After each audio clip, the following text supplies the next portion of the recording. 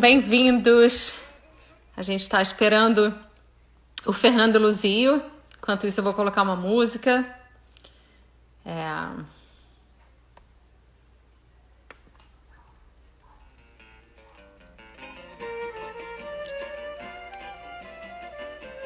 Que bom. Boa tarde, gente. Que bom estar aqui com vocês. Fernando Luzio. Deixa eu achar ele.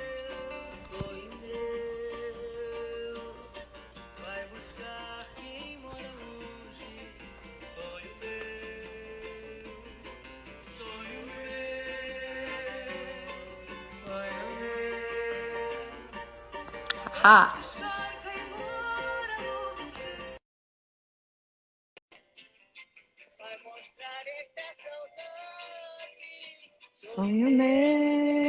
A gente está conectando com o Fernando. Oi, Jack. Oi, tudo bem? Tudo bem e você? Tudo ótimo. Coloquei Que uma bom. musiquinha aqui enquanto a Ótimo. gente está esperando o pessoal entrar. Eu vou pegar uma Excelente. água e Tá bom. vou contar um truque para vocês, que o algoritmo do Instagram, ele lê esse coraçãozinho. Então, quanto mais vocês apertarem o coraçãozinho, Boa. mais... Obrigada, ó, já subiu aí um monte de coração. Mas vai rodando a Muito live bom. e a gente chama as pessoas para escutarem a nossa conversa. Então, vou Boa. 1 minuto pegar uma água. Vocês todos... Legal. O tema da live é tempo e estratégia. Então, e agora, né? O que a gente vai fazer quando... O que as empresas vão fazer? O que as pessoas que lideram as empresas vão fazer quando a gente sair dessa quarentena? Vou pegar uma água 1 minuto, gente. Espera aí.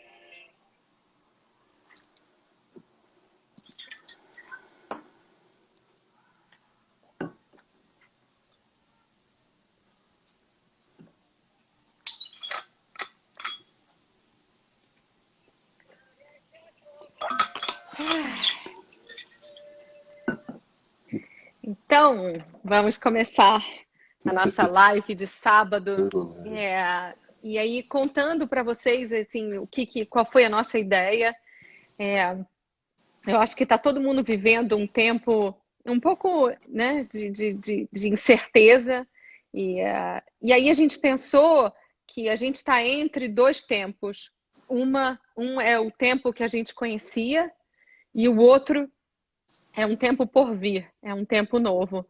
E a raiz da palavra conhecimento em hebraico, mas um conhecimento mais ligado a knowledge, a algo que é até um pouco espiritual, ela tem a palavra entre dentro dela. E aí eu estava conversando com esse professor da escola e ele falou... Quando ele falou isso, eu falei, então pronto, a gente vai marcar a próxima série de lives e a gente vai falar sobre o tempo. E aí veio a ideia do telescópio. Então tem algumas pessoas, como o Fernando Luzio, que vem à frente. Então o que a gente quer saber é o que está na ponta da lente do telescópio dele ali na frente, para que a gente possa pensar e, enfim... E boas ideias são sempre muito bem-vindas porque elas abrem a nossa cabeça. Então, eu vou começar apresentando o Fernando. O Fernando, ele é consultor, ele é mentor, ele é escritor, ele é palestrante, ele é empreendedor, ele é CEO da Luzio Strategy. Ele tem um podcast sensacional chamado Estratégia em Movimento. Ele se formou na London Business School em estratégia, em Harvard. Ele dá aula na USP, obviamente, sobre estratégia. E a gente se conhece há algum tempo e somos fãs do ato de pensar, de você parar e pensar. Então, antes de qualquer coisa, eu queria saber como você está agora. Puxa, eu tô muito bem, tô ótimo. Eu diria que esse momento, por mais paradoxal que possa ser o que eu vou dizer, Eu acho que foi esse momento de isolamento para mim foi muito benéfico, porque eu acho que eu pude parar um pouco também. Eu trabalho muito e viajo muito a trabalho, e para mim foi muito importante essa parada para, como você disse, entre tempos, entre a entrada no isolamento e a saída, poder repensar muita coisa do meu Uhum. trabalho, da minha vida. Eu acho que para mim, e eu tô ótimo, tô bem. Que bom, que bom, que bom. Eu também. Eu tenho dias que eu tô ótima, tem dias que eu tô péssima. É, Mas eu até vou depois colocar que na The School of Life a gente sempre pensou em implementar uma estratégia digital e a gente implementou em 3 semanas aquilo que provavelmente nós é, implementaríamos em 2 anos. Então, sim. eu queria entender um pouco, Fernando, já pulando, né? Quer dizer, será que a necessidade é a melhor amiga da estratégia? Boa. Boa pergunta. Pois é, eu diria para você que, na verdade, a necessidade é sempre a mãe da estratégia. É Uhum. sempre a grande orientadora da estratégia. Seja a necessidade dos clientes e das clientes que você escolheu servir, os mercados que você escolheu atender, o grande propósito do seu negócio, da sua marca, do seu produto ou do seu serviço. Então, a gente sempre foi movido por necessidades, mas o fato é que, sem dúvida alguma, que esse momento, esse choque absolutamente, de uma magnitude absolutamente inédita e inesperada, ela de alguma maneira derrubou uma série de verdades e de crenças e de estratégias que se tornaram do dia para a noite absolutamente inviáveis. Então, Completamente. É tipo assim, é tipo isso. assim como você se digitalizou do dia para a noite, eu também. A nossa empresa também, e mais, eu tenho lido depoimentos de grandes corporações que, numa grande empresa, você mudar é muito difícil. Nós tivemos um consultor que trabalhou conosco, que ele era navegador, e ele aprendi Aham. com ele que os grandes navios, os grandes barcos são chamados de manobras de embarcação restrita. Ou seja, para um grande barco fazer uma mudança é muito lento, muito difícil. Né? O Titanic ele não afundou porque ele não viu o iceberg, É, ele é, afundou porque é, quando ele viu o iceberg já era tarde demais é, para ele fazer o é, bordo e ele conseguir sair dali. é. Então, para uma empresa grande se transformar é muito difícil. E eu tenho ouvido depoimentos de grandes corporações que tinham planos, por exemplo, de digitalização do seu modelo de negócios que estava previsto para acontecer em 2 anos, estavam previstos para acontecer em 2 anos, e que aconteceram em 10 dias, Não, assim é como com inacreditável. você. A gente fechou a escola no dia, fisicamente, né? A gente foi trabalhar dia 20 de março. Todas nós fomos trabalhar nas suas casas. No dia 7 de abril, a primeira aula já estava online. E isso quer dizer uma certa coragem, porque eu não tinha a menor noção do processo. E é incrível como acaba que quando você tem que fazer, e aí a gente volta para a Isso, isso. necessidade aliada a uma certa coragem, aliada a você não ter outra opção. Não tinha uma opção. Não é que eu fui contratar uma pessoa para mapear o processo.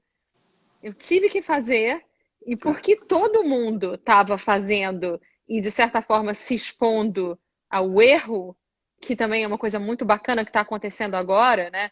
As pessoas têm o que eles chamam de a nova vulnerabilidade, que isso, a gente começa as conversas falando sobre como nós estamos, né? Como é que está sendo isso isso, com a sua equipe? Você isso. trabalhando com uma equipe grande, com clientes no Brasil todo e fora, como é isso? Então, eu diria para você que, primeiro, eu acho que o principal desafio é as pessoas tiveram em um período de tempo muito curto, mudar com uma velocidade muito alta. Então, isso Uhum. está sendo muito difícil para nós, está sendo muito difícil para os nossos clientes. Então, deixa eu dar um exemplo do que eu quero dizer. Nós tínhamos uma série de projetos em andamento e alguns para iniciar quando começou o isolamento social. Todos pararam. E aí eu comecei a tentar mostrar para eles o seguinte: olha, existem ferramentas maravilhosas que nos permitem fazer reuniões, workshops online, até ferramentas para brainstorming à distância existem. Então, eu acho que é o seguinte: vamos aproveitar que nós estamos sendo obrigados a ficar em isolamento, obrigados a parar, para ter um tempo de qualidade para refletir juntos, né?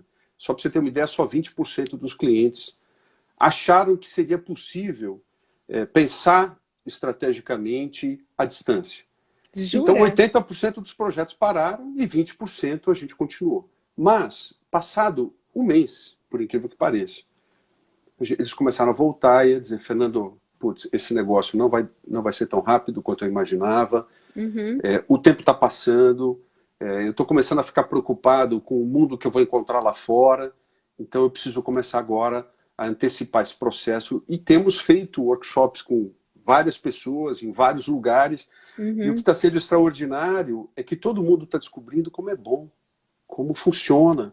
Então, por exemplo, sexta-feira, eu fazendo parte de um comitê de crise de uma empresa, tinham várias pessoas lá,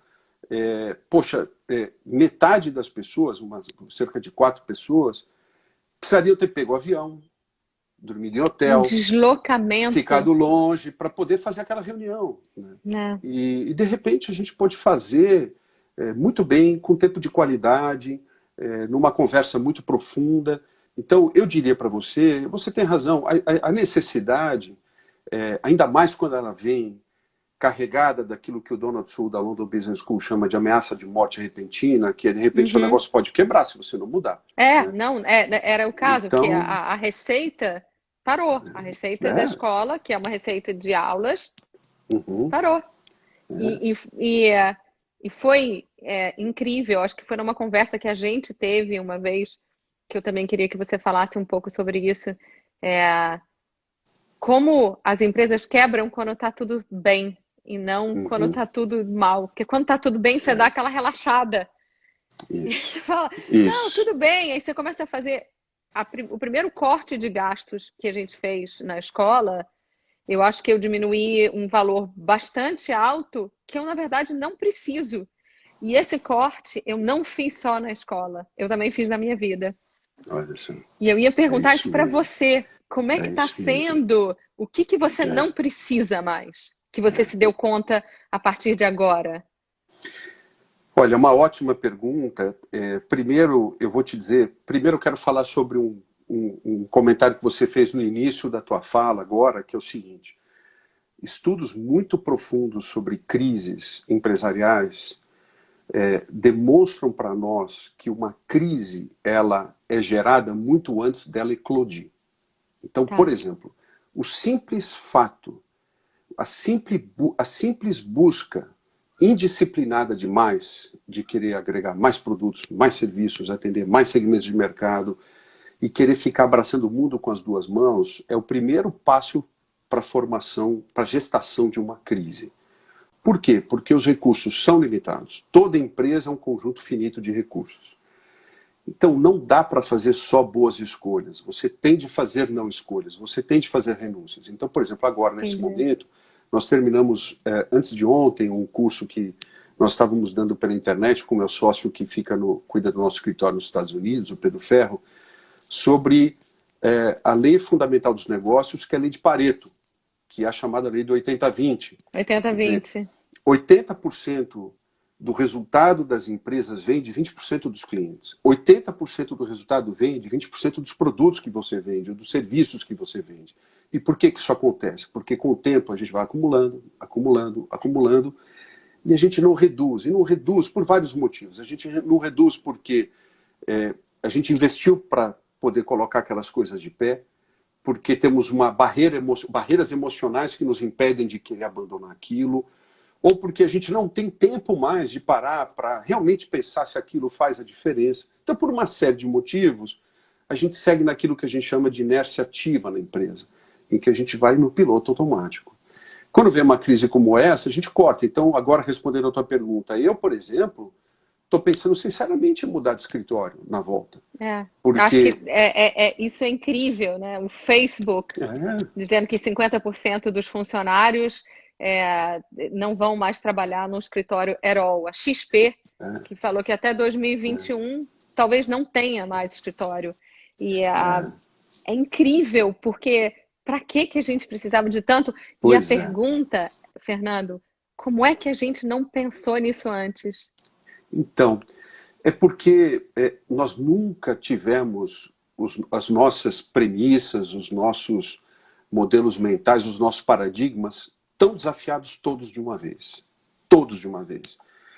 Nós estamos sendo desafiados em relação a que tipo de recurso a gente de fato precisa, se é um escritório grande, pequeno, se é um escritório dentro de casa, ou se é um escritório em um lugar distante, que o metro quadrado seja mais barato, se a gente precisa de fato fazer tudo presencialmente, ou se tem coisas que a gente pode fazer via internet.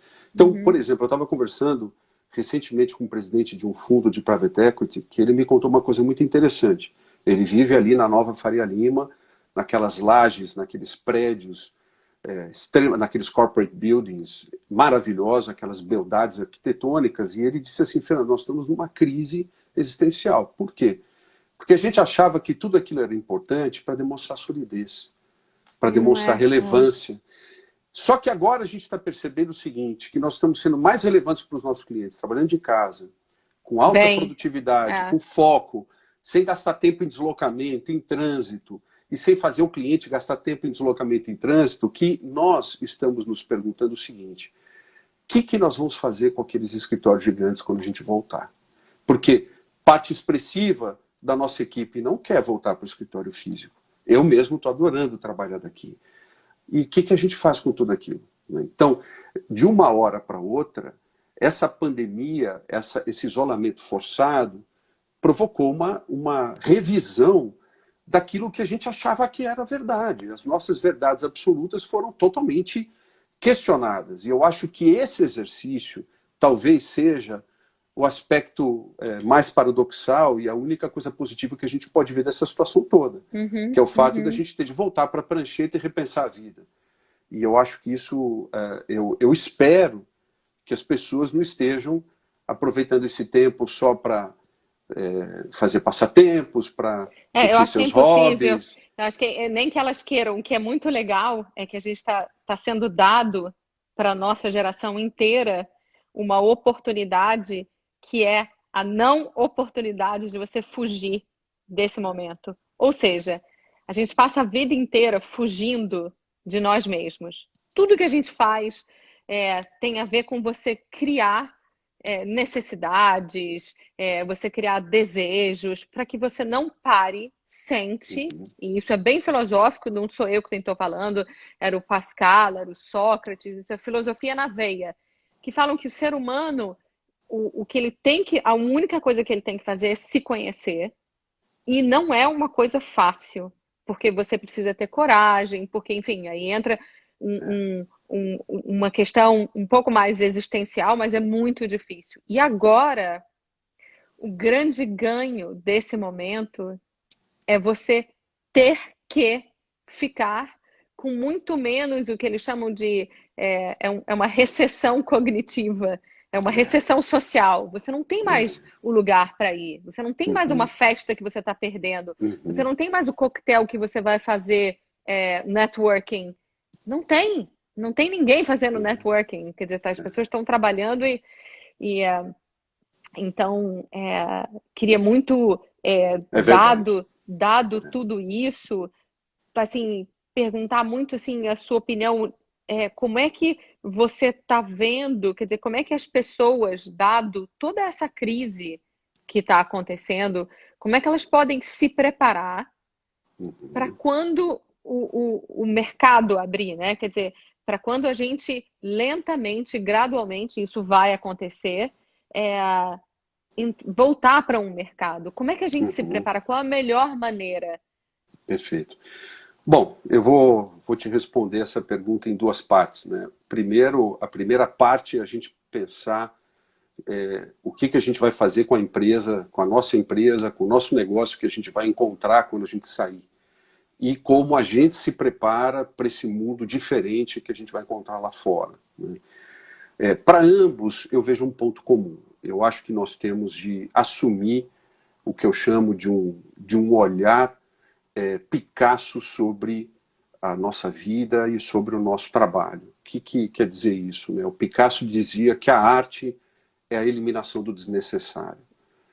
E é você remover aquela montoeira de coisas que a gente cria, tanto em casa, na vida pessoal, como no negócio, na empresa, e que acabam criando um nevoeiro que nos impede de enxergar o que de fato é relevante. Então eu acho que a primeira coisa importante é simplificar, simplificar e simplificar. É sair procurando encontrar tudo aquilo que nós fazemos no nosso cotidiano e também no negócio e se perguntar se aquilo de fato é relevante, se aquilo de fato faz a diferença. Faz todo então, sentido, faz todo sentido.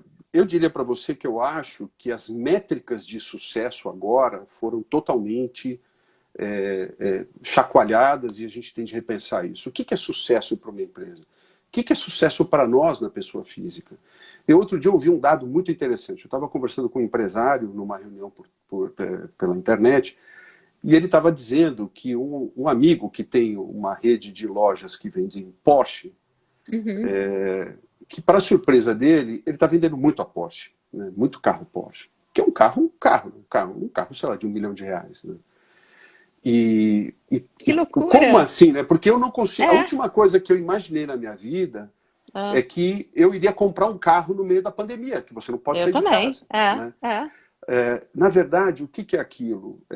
Ele satisfaz uma métrica, uma necessidade que para ele era o símbolo de sucesso pessoal.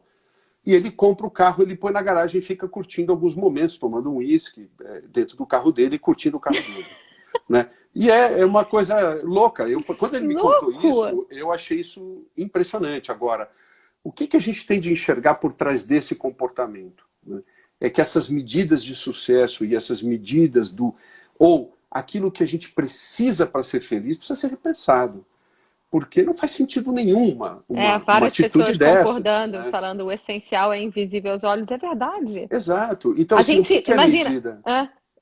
é exatamente isso. A medida da felicidade, o que é? Do sucesso, o que é? É a felicidade, ou são as realizações que você faz? Né? Então, eu acho que esse momento, ele tem sacudido essas noções que a gente tinha, essas noções de identidade, o que me define, o que eu considero que para mim é essencial, meu senso de propósito, quer dizer, quais são as minhas prioridades, o que para mim de fato realiza a minha alma, e por último o meu senso de pertencimento, quer dizer, para onde eu me sinto em casa. Maravilhoso. É na empresa que eu trabalho, que eu me sinto em casa, que lugar que de verdade me inspira? Meu emprego me inspira? Ou o que me inspira é a academia, onde eu vou dançar no final do expediente? Ou quando eu volto para casa e aí eu vou fazer uma atividade que antes para mim era um hobby paralelo? Por exemplo, eu conheço executivos apaixonados por psicologia e que se tornaram psicoterapeutas e que o sujeito ele é psicólogo depois das 7 da noite. E, de repente, ele começa a se perguntar se ele não devia ser psicólogo o dia todo, que o lugar onde ele, de fato, se sente feliz é no consultório dele, e não no Várias pessoas escritório estão onde ele tá reavaliando trabalhando. aquilo que elas faziam como side business, para falar, não, peraí, Exato. mas o que eu gosto era o que eu estou fazendo no meu tempo vago. Eu vou fazer aquilo. Exatamente. Então, assim, eu diria para você que essa busca do essencial e, nesse caminho, fazer não escolhas, fazer renúncias, abrir mão de coisas que não são relevantes, de crenças que não são relevantes. Então, gastos que antes a gente tinha e que, de repente, você olha e você fala, puxa, mas por que gastar todo esse dinheiro fazendo isso? E eu acho que isso vai intensificar algumas mudanças. Por exemplo, a indústria automobilística já estava enfrentando muita dificuldade de convencer, por exemplo, os consumidores japoneses a comprarem automóvel. Jovens consumidores, não Ninguém só mais no quer. Japão, mas em vários países. Por que eu vou gastar dinheiro com carro?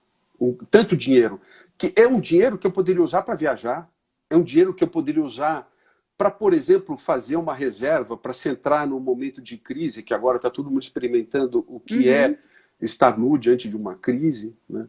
Então, para onde eu quero canalizar os meus recursos? Deixa eu te fazer uma pergunta, Fernando. Você acha, a gente tem uma relação com o dinheiro, o brasileiro tem uma relação com o dinheiro e com poupar muito, muito pouca.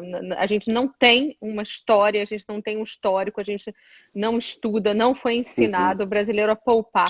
Você acha uhum, que isso vai impactar, assim, em alguma coisa essa relação?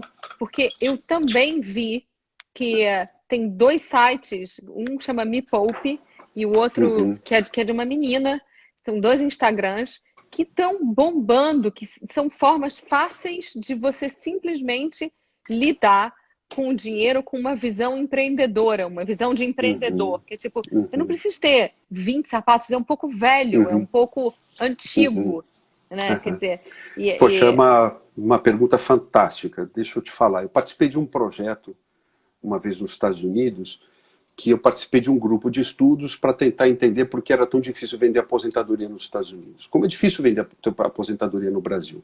uhum, É muito difícil você conseguir vender previdência privada nos Estados Unidos e no Brasil. E por que isso? E existe uma semelhança entre a nossa cultura e a cultura americana nesse aspecto. Países de formação recente e cultura recente são culturas adolescentes. E a cultura uhum. adolescente é aquela do aqui e agora, é o carpe diem. Eu quero viver tudo intensamente agora. Eu quero um prazer Porque instantâneo, é o quero prazer meu chocolate instantâneo, agora, eu quero meu açúcar agora. agora. Eu quero gastar agora. Por quê? Primeiro, porque existe os psicólogos chamam de viés do otimismo. Eu sei que amanhã, hoje eu já estou ganhando dinheiro, hoje eu já estou tendo sucesso, eu estou bem empregado, amanhã ainda vou estar melhor, porque eu vou evoluir com o tempo, eu vou aprender novas atividades, eu vou me aprimorar, eu vou ganhar ainda mais dinheiro. Então, eu vou ganhar muito mais lá na frente. Então, abrir mão de ganhar, de usar um pedaço dessa minha receita, da minha renda, para eu guardar para um futuro, para daqui 60, 70 anos, e outra, eu nem sei se eu vou estar vivo até lá. Então, por Uhum. que eu preciso poupar? Eu quero viver o agora. Só que tem dois aspectos que derrubaram um pouco essa visão adolescente do uso do dinheiro. A primeira é que nós estamos aprendendo que para você entrar numa crise, quanto mais reservas você tiver e quanto mais você tiver realmente uma operação simples, uma vida simples e de poucos Simples é a gastos, palavra. É. você aproveita a crise para você repensar, para você estudar, para você escrever o livro que você gostaria, para você tirar uma semana de férias. Então, em primeiro lugar, esse é um aspecto importante. Né? Em segundo lugar, porque nós vamos viver 100 anos. Né? O que está todo mundo dizendo, o que os cientistas estão mostrando, é que a ciência está evoluindo de tal maneira que a nossa expectativa de vida vai ser catapultada lá para frente. Tem uma pensadora da London Business School que eu gosto muito, a Linda Gratton. Ela escreveu um artigo e um livro que é, puxa, como vamos viver aos 100 anos. Porque, assim, cada vez mais a nossa longevidade está sendo projetada para frente. Mas o mundo corporativo, ele, de alguma maneira, ele impregnou o conceito da era dos jovens, de que as grandes lideranças, de que quem realmente tem capacidade de fazer grandes transformações são jovens. Então, existe um dado impressionante de que a maior parte dos executivos e das executivas perde o emprego a partir de 42 anos e 6 meses de vida. Porque ela começa a, caso ela não consiga de fato se superar com o tempo, manter a sua relevância no tempo, ela vai ser preterida por um jovem que vai entrar custando muito menos para a empresa e com Aham. muita fome de fazer transformações. Só que o que a gente faz com esse bando de gente? Eu recebo todos os dias currículos e mais currículos de pessoas com 42 anos, 45 anos de idade, que não conseguem se recolocar, que o mercado entende que essas pessoas estão velhas, envelhecidas, só que nós vamos viver até 90 anos, 80, 90 anos. E a gente está vendo que nós temos uma bomba relógio, que estamos, de alguma maneira, tentando equacionar com a reforma da Previdência, que é a aposentadoria dessas pessoas. Como é que nós vamos cuidar dessas pessoas? Né? Como é que a gente vai garantir a nossa existência lá na frente? Então, eu acho que a sua pergunta, a relação com o dinheiro, que numa cultura adolescente ela é sempre meio assim, desleixada ou até meio, vamos dizer assim, otimista demais ou perdulária demais, agora, com a pandemia, a gente se deu conta do seguinte, olha, eu preciso gastar o mínimo, até porque também nós estamos aprendendo que a gente não precisa de tudo aquilo que Então, a isso que eu ia gente falar. criava, Eu né? tive, obviamente, um corte, eu perdi uma grana, seja de dinheiro que estava aplicado, a Uhum, escola parou, enfim, uhum, coisas normais, mas acho que o mundo isso, inteiro perdeu dinheiro. isso. E eu me dei conta, aí eu vim para a fazenda, para o sítio do. Estou aqui no Rio, no interior do Rio, com os meus pais, e me dei conta de uma coisa que eu sempre escutei e que eu nunca dei tanta bola assim, que não é o quanto você ganha, é o quanto você gasta. É, Porque exatamente. o que eu me dei Não, conta? A grana que eu gasto, e eu acabei vendo no cartão, assim, você vai sair, você come fora aqui, são umas coisinhas que você não consegue muito tocar e que, de certa forma, é um pouco imposto para você, sabe, Fernando? Você tá na vida, você tá ali, você tá saindo, você vai tomar um drink com seu amigo, você vai comprar o sapato, tá? Você não precisa disso. E, exatamente. mas eu nunca tinha tido a oportunidade de voltar para esse lugar, para enxergar. É como se eu tivesse descolado um pouco do momento para ir. E eu te diria o seguinte, eu aprendi, meu primeiro professor de microeconomia, no meu primeiro semestre da GV, quando eu fiz a graduação em administração no Brasil, eu me lembro que, assim, ele me ensinou o princípio número 1 de finanças, que é assim, o consumidor tende a maximizar a sua utilidade. O que significa isso? Quando você ganha R$ 1.000 por mês, você tem uma vida que cabe em R$ 1.000 por mês. Uhum. Aí depois você se forma, você é estagiário, está ganhando R$ 1.000 por mês. Então, o máximo que você faz é ir no McDonald's, comer um sanduíche ou numa lanchonete. Depois você se forma, você começa a ganhar R$ 5.000. Bom, então pera um pouquinho. Agora, se eu vivia feliz com 1.000, agora eu vivo feliz com mais 4. E aí eu pego esses mais 4 e começo a comprar um monte de coisas que eu nunca precisei, começo a fazer uma série de coisas que eu nunca precisei. Aí eu vou crescendo, aí eu passo a ganhar 10.000. Aí depois eu ganho 15.000. É. Então, quanto mais dinheiro você ganha, mais você gasta. E qual é o problema disso? O problema disso é que quando um executivo perde o emprego, ou ele entra numa situação, um empresário, um microempresário, entra numa situação de crise como a gente está vivendo agora, e ele vê que ele não tem, que ele tem um custo altíssimo. Então, a coisa que mais me dói no coração é quando eu vejo um executivo que ele tem um padrão de vida de R$ 50.000, que é quanto ele ganhava. E de repente ele é arremessado não para um padrão de vida de 0, mas de menos 50. Porque ele É. continua gastando o que ele gastava antes, porque mudar os hábitos é demorado, e ele continua. E aí ele vai queimando as reservas dele, ele vai queimando o colchão que ele tem. Então eu acho que nesse momento, esse momento que eu achei interessante na tua abertura, esse momento de voltar para dentro, de perceber que o verdadeiro refúgio é o nosso lar, é a nossa casa, são as pessoas que vivem com a gente e a maneira como a gente vive a vida, e que a gente não precisa de muito para ser feliz nesse refúgio, começa a, de alguma maneira, fazer com que a gente se questione. Por exemplo, eu fico impressionado. Os meus cartões de crédito estão chegando num patamar que eu acho que eu só vi esse Eu também. patamar quando eu era trainee da IBM, quando eu estava me formando na GV.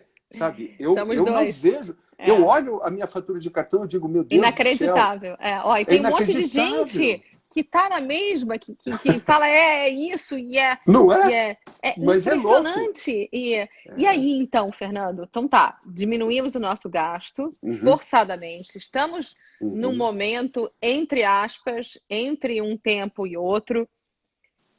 Eu imaginei que quando a gente saísse, iríamos todos mudar. uhum. Gostaria de saber a sua opinião, porque eu vi a China não mudou. Puxa. A minha irmã está na Grécia, a Grécia já abriu. Ela Uhum, falou que ela passou em frente a um lugar onde tinha uma Zara Home, que ela ficou impressionada como eles se prepararam já para toda a estrutura de espaço, de desenho de espaços entre as pessoas, de números de pessoas entrando. uhum. Então, todo um protocolo para você não ter lojas muito cheias. No entanto, ela ficou chocada porque tinha uma lata de lixo. Olha, Paris lotou a Zara. Então, como é que a gente vai sair disso? Porque eu também sei que o ser humano ele precisa ser relembrado. As religiões entenderam isso melhor do que ninguém. as religiões, né? Você tem a religião católica, para cada dia do ano você tem um santo com uma virtude. Quer dizer, como é que vai ser? A gente vai sair disso e a gente não vai mais se esquecer disso, ou a gente vai sair disso e, ó, pelo contrário, vou à Poxa, forra, vou comprar mais ainda. olha, É já um que essa tua guess, tá? Porque pergunta... a gente não sabe, ninguém Claro, sabe isso, claro, gente. ninguém sabe. Gente É. amigos da live, me digam o que vocês acham, porque ninguém sabe É. o que vai acontecer. Pois é, essa tua pergunta é adorável. Eu vou te dizer o que que eu penso sobre esse assunto. Primeiro, existe um risco enorme da gente voltar para o normal anterior. Recentemente, o Adam Gopnik, que é um articulista da New Yorker, desde 1986, é uma revista que eu assino, eu gosto muito, ele escreveu um artigo muito interessante em que ele praticamente convence de que a gente vai voltar para o normal anterior, de que essa suposição de que a pandemia vai mudar a maneira da gente pensar e, portanto, de agir, isso não vai acontecer.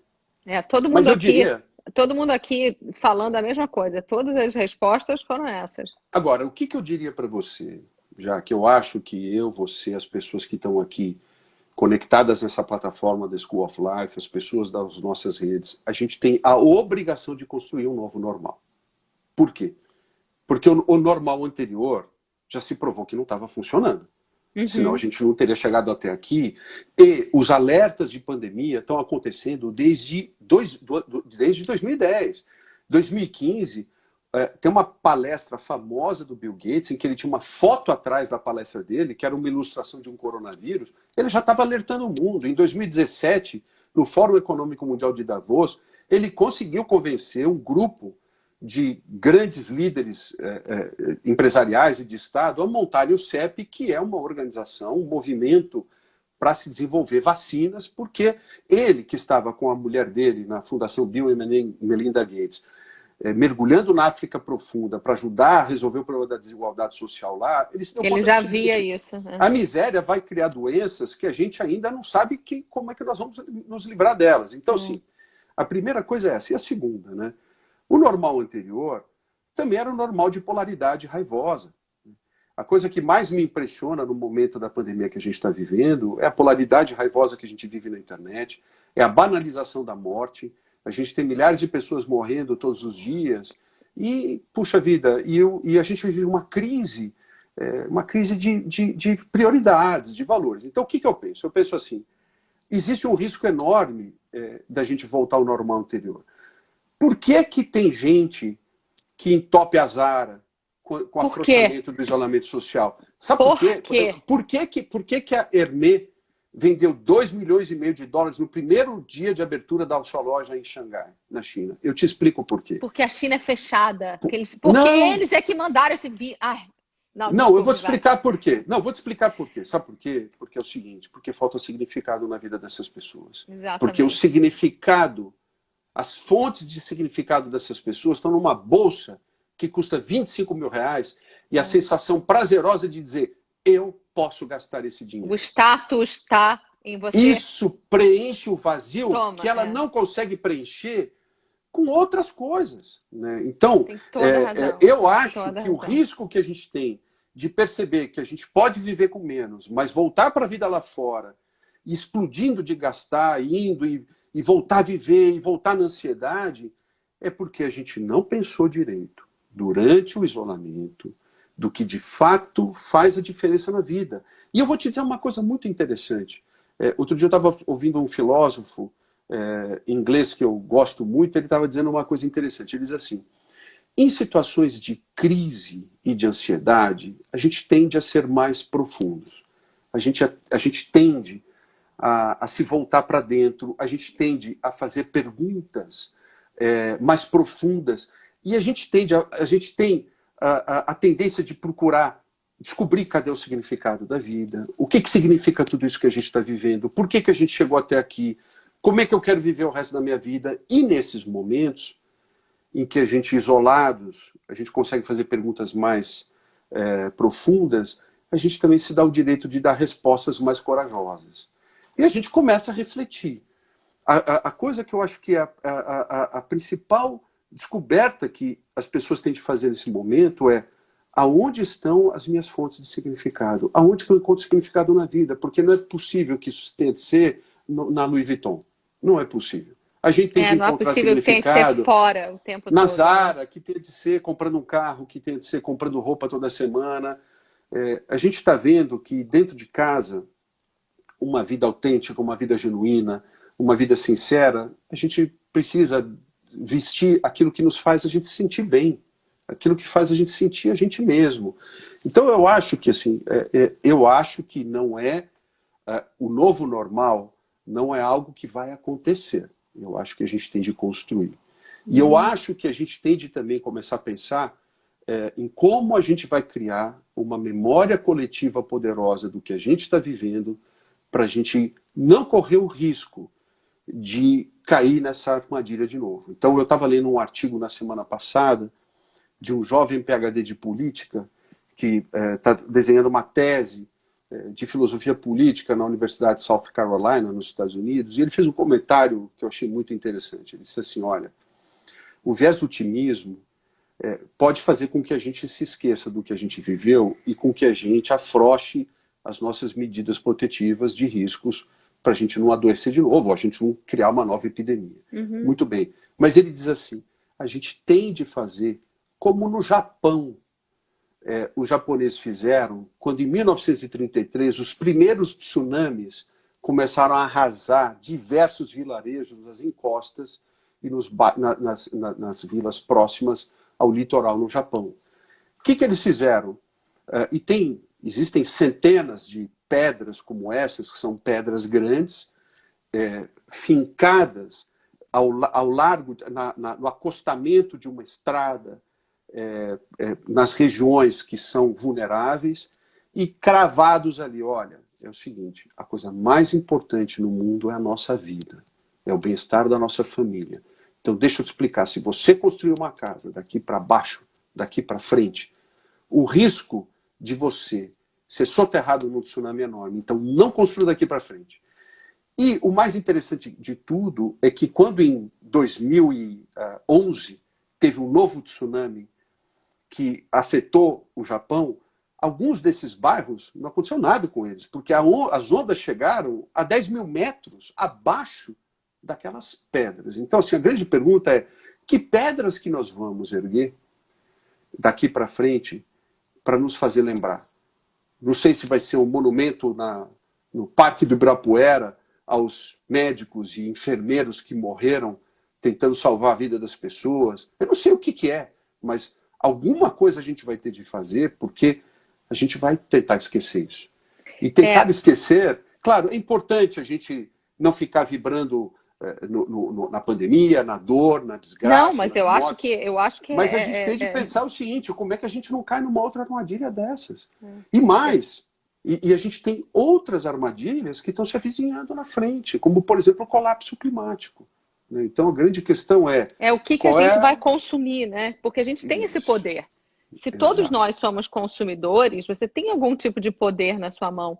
Eu ontem, falando sobre ideias práticas de como a gente não se esquecer desse momento e de tudo que a gente está se dando conta, e que a questão aqui é, será que na hora em que a gente voltar para a nossa vida corriqueira, enfim, cheia de eventos do dia a dia, a gente vai esquecer? Ontem, eu estava conversando com o David Baker e a gente pensou nessa possibilidade da gente se escrever uma carta. Então, você pega um amigo, uma pessoa próxima, e você vai escrever uma carta para você sobre tudo que está acontecendo nesse momento, sobre as conclusões que você está chegando, sobre aquilo que você verdadeiramente é, porque está todo mundo olhando para dentro, então está mais fácil de você lidar e verbalizar isso, para que a pessoa te envie de volta em 6 meses ou a 1 ano, para te relembrar do que você está aprendendo agora, como uma forma de você não deixar esse conhecimento simplesmente a gente fazer aquilo que a gente faz muito comumente como ser humano. Não sou eu, não é você. Os seres humanos tendem a esquecer rapidamente o cérebro humano, ele está procurando o tempo todo uma açuquinha, ele está procurando a satisfação imediata. E a gente não pode mais viver assim, porque a gente é a raça que tem o maior nível de consciência dos animais, né? Quer dizer, a gente tem consciência, a gente é capaz de fazer coisas incríveis que, inclusive, estão acontecendo nesse momento, né? Eu diria para você, assim, eu acho interessante, porque existe um gap, né? Tem um sujeito chamado Jeffrey Pfeffer, ele é PhD da Universidade de Wharton, nos Estados Unidos, e ele escreveu um livro seminal, foi a tese de PhD dele, chamada The Knowing Doing Gap, o gap entre o saber e o fazer. Existe um buraco que separa a tomada da consciência com a atitude efetiva para você promover uma mudança. E por que que esse gap existe? Porque liderar transformações não é um ato natural da vida. A gente acorda, nós temos uma tendência de procrastinar, a gente tem uma tendência enorme. de querer seguir no piloto automático, seguir fazendo as coisas que a gente gosta. Nós estamos vivendo um momento em que a gente está vendo que crianças e adolescentes abraçam temas globais melhor do que nós. Muito melhor. Tem o efeito Greta Thunberg para mostrar. Muito então, a melhor, grande pergunta, a grande questão é o seguinte: que resposta que a gente vai dar para esses jovens que estão perguntando o que a gente está fazendo com a vida, com o mundo que eles vão viver lá na frente? E tem um aspecto do que você disse agora que eu acho muito interessante, que é assim, a gente tem de, claro, parar e pensar é importante, o Alain de Botton, ele diz uma coisa maravilhosa, que infelizmente a gente não foi engenheirado geneticamente para pensar, que a gente tem de se esforçar para pensar e para desenhar a nossa estratégia, mas a gente tem de se esforçar também para agir diferente. O Aristóteles, né, ele tinha um pensamento que eu achava muito interessante. Ele dizia o seguinte: você tem de tomar as atitudes que vão construir a pessoa que você gostaria de se tornar lá na frente. É o acting to become. Ele dizia assim, olha, se você quer se tornar uma pessoa corajosa e você acha que hoje te falta coragem, você tem de tomar algumas atitudes corajosas. E ao vivenciar a experiência de tomar uma atitude corajosa, você começa a construir a percepção de que você pode ser corajoso. Então, por exemplo, ter a coragem de se posicionar, ter a coragem de chegar na empresa e dizer o seguinte: olha, a gente está colocando um plástico num produto que a gente não precisa. Olha, a gente está colocando no nosso processo industrial... Sair do piloto automático como um todo. Sair do piloto automático e se posicionar. E colocar o elefante na sala, com respeito, com educação. E se a empresa não quiser tomar uma atitude, aí fica a critério da pessoa decidir se ela continua ali ou se ela sai. Agora, uma coisa, eu acho que a gente tem de tentar fazer, a gente tem de começar a forçar uma mudança de atitudes para que a gente possa construir um mundo mais seguro para a gente e para os nossos descendentes. Porque hoje, é muito interessante, só para, eu não sei se ainda tem mais um minuto, mas todo mundo diz que o Covid-19, que a pandemia do Covid-19 é um cisne negro. E o cisne negro é todo evento extremo que causa uma tragédia, um colapso enorme, e que quando a gente olha para ele, olha para trás, a gente fala assim, meu Deus do céu, como que isso foi acontecer conosco? Né? Então, a gente tem vários cisnes negros na nossa vida, acontecendo no mundo. Brumadinho foi um cisne negro, a emergência do nazismo foi um cisne negro, o 11 de setembro foi um cisne negro. Enfim, os cisnes negros acontecem agora. Tem uma autora americana que ela diz o seguinte: puxa, olha, para de dizer que a Covid-19 é um cisne negro, porque ela não é. Porque o cisne negro se tornou uma narrativa confortável para a gente poder justificar por que a gente não fez algo antes. Só que a gente já estava flertando com essas epidemias. A gente já estava flertando com essa epidemia. Então, por que razão a gente flerta com o perigo, a gente flerta com a verdade que está aí batendo na nossa porta e a gente não toma uma atitude para vencer o gap do eu sei e eu faço e mudar? Então, o colapso climático é um deles. A emergência dos movimentos de extrema-direita é outro. O nazismo está voltando nos Estados Unidos, está voltando na Europa. Na Polônia tem passeatas, movimentos de de jovens nazistas. Como é que a gente lida com isso? Com a educação. A gente lida com essas polaridades raivosas, promovendo diálogos de qualidade nas nossas empresas, nas nossas famílias, numa live como essas. É assim que a gente muda a consciência das pessoas. Eu acho que a gente muda a consciência das pessoas, desculpe. Imagina. A gente muda a consciência das pessoas quando a gente, em primeiro lugar, tem consciência de quem somos. Eu acredito nisso piamente. Eu acho que se você quer mudar a sua família, você vai ter que mudar. Você vai ter que fazer o trabalho. Acho que você só tem a capacidade de mudar uma pessoa no mundo, que é você mesma. E tem 1 milhão de formas de você fazer isso. Pode fazer curso com o Fernando, pode fazer curso com a The School of Life, você pode fazer terapia freudiana, haitiana, de luz, xamanismo. Você precisa saber quem você é, que é o comando número 1 do Sócrates, conhece-te a ti mesmo. Então, e eu diria para você que, ao você mudar você mesmo, você inspira as pessoas do teu lado. Exatamente. Eu vou te dizer que a gente aprendeu em estudos de comportamento organizacional que as pessoas aprendem imitando o líder.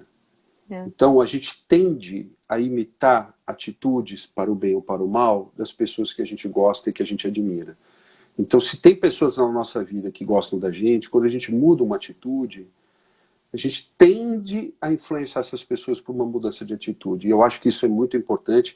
E eu acho que é importante, por que eu sou presidente do fã-clube da School of Life, autoproclamado. Porque eu acho que a School of Life ela consegue tornar certos mecanismos da nossa psique, da nossa maneira de pensar, de ser, de agir, que a gente não precisa fazer faculdade de psicologia e nem ser psiquiatra para aprender e para entender. Essa maneira de traduzir para nós e de acalmar nossa alma, dizendo, olha, tá tudo bem você, por exemplo, eu vi num dos e-mails que vocês mandaram, tudo bem, tá tudo ruim, tudo bem você não tá feliz, tudo bem as coisas não estarem bem em casa, tudo bem não tá tudo... você tudo tem bem não tá de... tudo bem. Tudo bem não tá tudo bem. Né? Então, assim, eu acho que é disso que a gente precisa. A gente precisa de referências que mostrem pra gente que a vida pode ser mais simples, pode ser mais fácil, pode ser mais prazerosa. E até queria também te dizer, assim, desculpa usar esse espaço para isso, mas não na semana que vem, na outra, a gente começa a segunda edição de um programa que a gente fez online. São 8 aulas ao vivo comigo sobre visão estratégica e como pensar mudanças. E a primeira edição acabou tem 2 semanas. Né? A coisa que mais me impressionou na pesquisa de reação das pessoas é como as pessoas estavam carentes de simplesmente ouvir coisas que... mensagens que traduzam coisas complicadas em termos simples, que me dê autonomia para eu poder fazer algo diferente. Porque, às vezes, a gente precisa de conceito, a gente precisa de ajuda. Quando eu leio um e-mail lá de vocês, ou um post de vocês, e que fala algo tão simples e poderoso, eu falo assim, puxa vida, o poder está na minha mão. O poder não está nos outros, não está numa liderança. O poder está nas nossas mãos, quer dizer, a gente não precisa de lideranças extraordinárias, que não... A gente vive um gap de lideranças no Brasil. Quem é que vai transformar o Brasil para nós? Cadê? Vamos combinar. Vamos combinar. E eu sei que eu não vou poder falar isso muito, mas se o vídeo da reunião ministerial que eu vi ontem fosse um vídeo de uma empresa, essa empresa estava indo para o buraco. Não, não tinha eu vou te estratégia. dizer, sem dúvida. Se o Brasil é uma empresa e se aquele é o board da empresa... Isso. Oh man, Houston, we have a problem. Não, e eu acho exatamente. que é isso. Eu não estou falando direita, esquerda, eu estou falando de estratégia, eu estou falando de sensatez, a gente está falando de... Mas, daqui a pouco essa live vai cair, eu não quero que ela caia, sem eu poder agradecer ao Fernando Luzio. Ele tem um site super bacana, ele tem um podcast que é Estratégia em Movimento, que eu sou fã. Estou sempre lá procurando qual é o próximo episódio. E ele é um fera nisso. E ele é um cara legal, ele é acessível, ele é online. Então, sabe, apesar de ser super disputado pelos grandes CEOs, E dizer para vocês que amanhã a gente tem uma conversa com o Francisco Lofredi, que é um grande amigo, ele é jornalista, ele é campeão mundial de apneia, e ele vai falar sobre intervalos de superfície. Então, ele é um cara que passa muito pouco tempo no ar. A maior parte do tempo que ele passa da vida dele é dentro do mar e dentro da água profunda. E o que é essa visão desse tempo? Na segunda-feira, a gente vai conversar com o artista plástico, referência, mágico, amigo, um cara muito especial, o Vic Muniz, e ele vai falar para a gente sobre cartões postais de lugar nenhum. É uma série dele de cartões postais e é uma ideia, Fernando, de como a gente cria imagens na nossa cabeça a partir de cartões postais que definem os lugares que a gente quer ir. É super legal. É o Vic, que é o pioneiro do telescópio, dessa coisa da imagem. Depois a gente tem a Neca Mena Barreto, que é uma super chefe. Ela é mais do que chefe, ela é meio que uma maga de alimento. Ela tem uma relação com um alimento lindo, falando sobre o tempo das coisas. Então tem a ver com o tempo das coisas interno, o tempo das estações, o nosso tempo e o tempo dos alimentos. Depois a gente tem a doutora Ana Cláudia Arantes, que é, enfim, tudo. Ela é talvez a pessoa mais conhecida atualmente em medicina paliativa no Brasil. Ela é uma best-seller, ela escreveu 2 livros. O primeiro é A Morte é um Dia que Vale a Pena Viver, e o segundo é Histórias Lindas de Morrer.